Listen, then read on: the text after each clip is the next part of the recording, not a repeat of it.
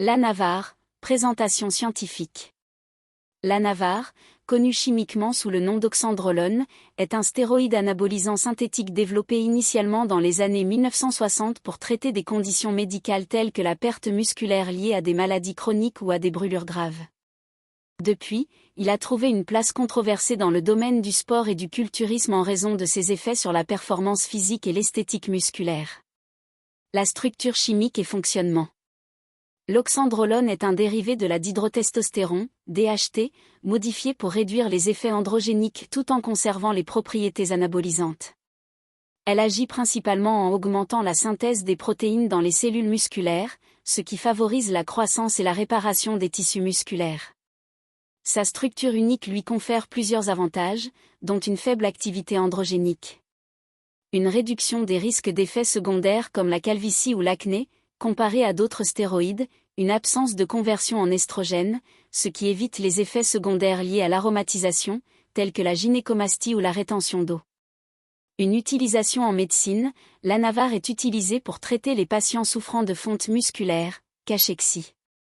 Pour promouvoir la prise de poids après une intervention chirurgicale ou une infection sévère et soutenir la croissance osseuse dans les cas d'ostéoporose et soulager les symptômes de certaines maladies génétiques comme le syndrome de Turner. Une popularité chez les sportifs.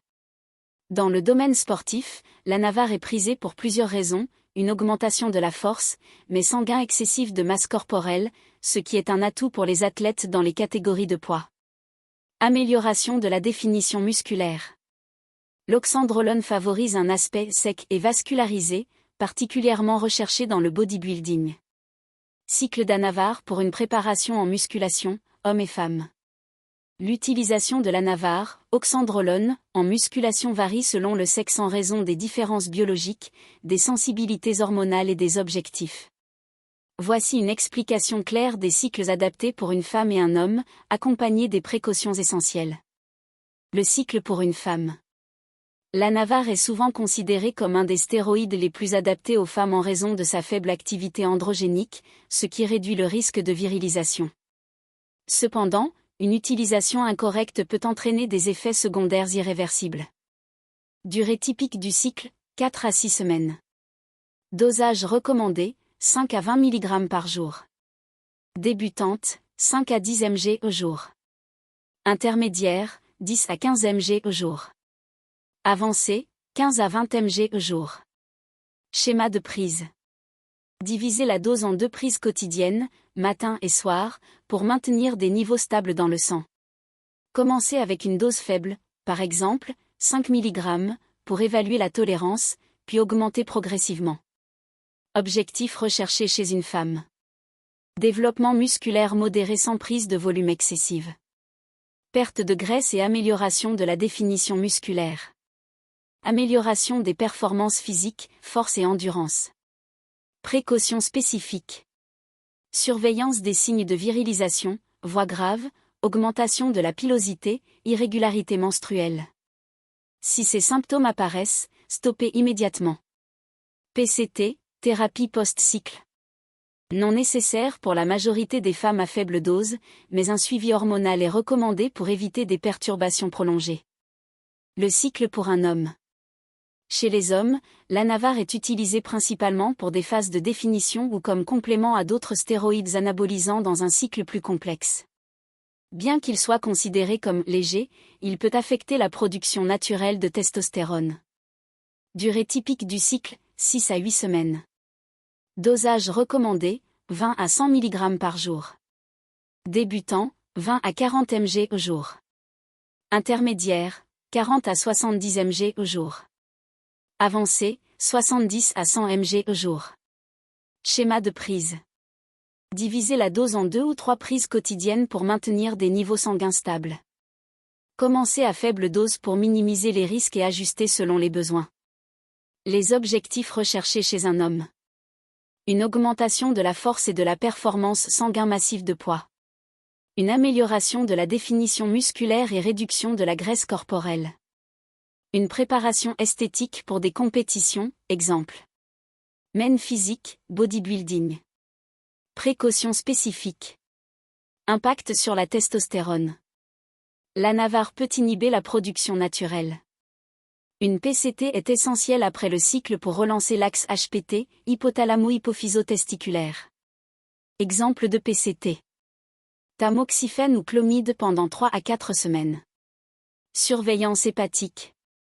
Éviter l'alcool et les substances toxiques pour le foie. Utiliser des compléments de protection, exemple. Liv. 52, NAC. Un suivi lipidique, éviter une détérioration excessive du rapport HDL-LDL. Recommandations communes pour les deux sexes. Le cycle sans abus. Ne pas dépasser les durées ou doses recommandées pour limiter les effets secondaires. Une surveillance médicale. Avant et après le cycle, effectuer un bilan sanguin pour surveiller les enzymes hépatiques, les hormones et le profil lipidique. Les compléments alimentaires. Multivitamines pour le soutien global. Les oméga 3 pour la santé cardiovasculaire. Les protéines en poudre pour optimiser la récupération musculaire. Une alimentation adaptée. Une diète riche en protéines, modérée en glucides et ajustée aux besoins spécifiques du cycle, prise de masse ou définition. L'hydratation et récupération. Hydrater abondamment et inclure des phases de repos pour éviter le surmenage.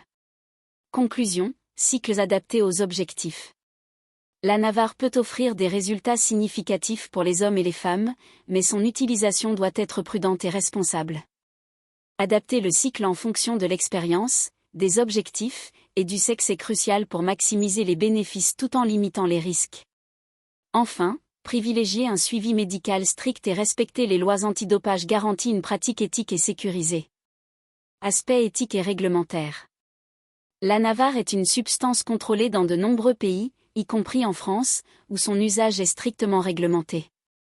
Dans le sport, il est interdit par l'Agence mondiale antidopage, AMA, et détectable par des tests antidopage.